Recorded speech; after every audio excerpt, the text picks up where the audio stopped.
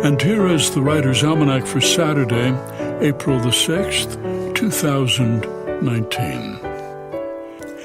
1917, on this day, the United States declared war against Germany, entered World War I to make the world safe for democracy, in the words of Woodrow Wilson. One of the Americans who went to war was Ernest Hemingway, 18, worked as an ambulance driver.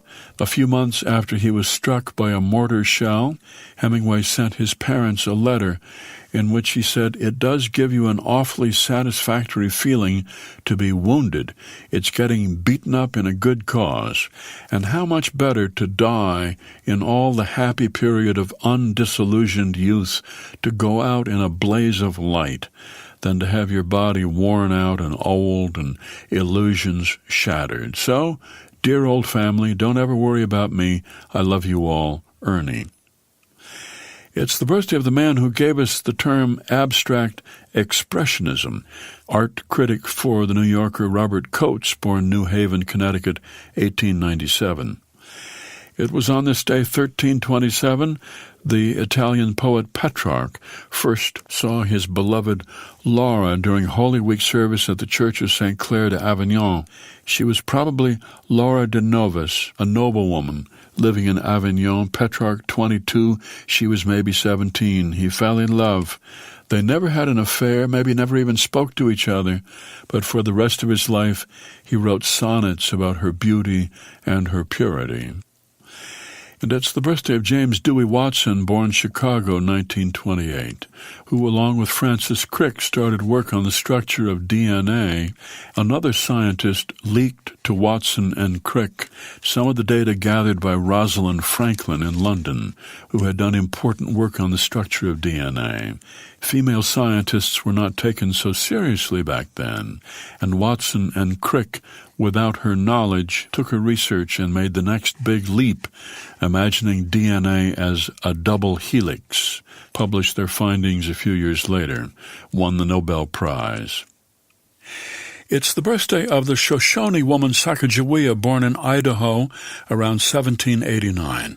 She was kidnapped at age 10 by the Hidatsa tribe, sold into slavery, bought by a French-Canadian trapper who made her one of his two wives.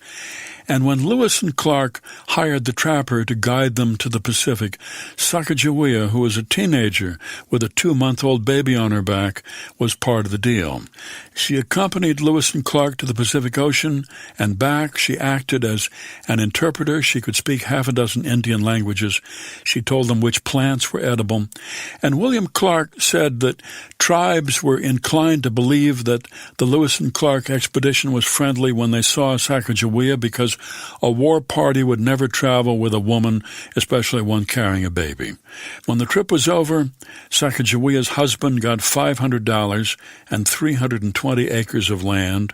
She died 1812 of a fever at the age of 23, and William Clark legally adopted her 2 children, the boy who'd been a baby on the expedition, Jean-Baptiste, and an infant daughter, Lisette. Here's a poem by Ted Kooser, A Color Slide. It's an ectochrome slide of my grandfather in his early 90s hoeing his sweet corn patch on a hot summer day.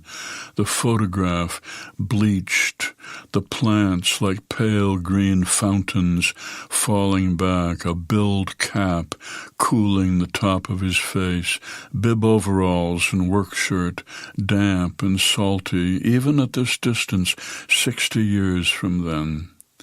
He didn't look up to see me there, taking his picture.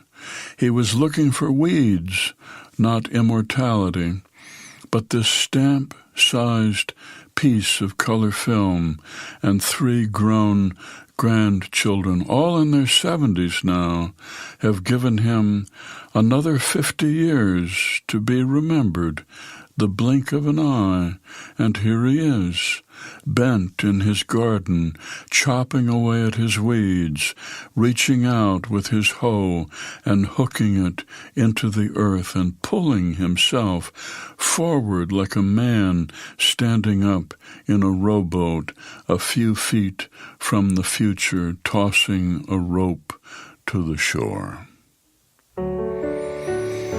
A poem by Ted Kooser, A Color Slide, from Kindest Regards, New and Selected Poems, published by Copper Canyon Press and used by permission here on the Writer's Almanac. Be well, do good work, and keep in touch.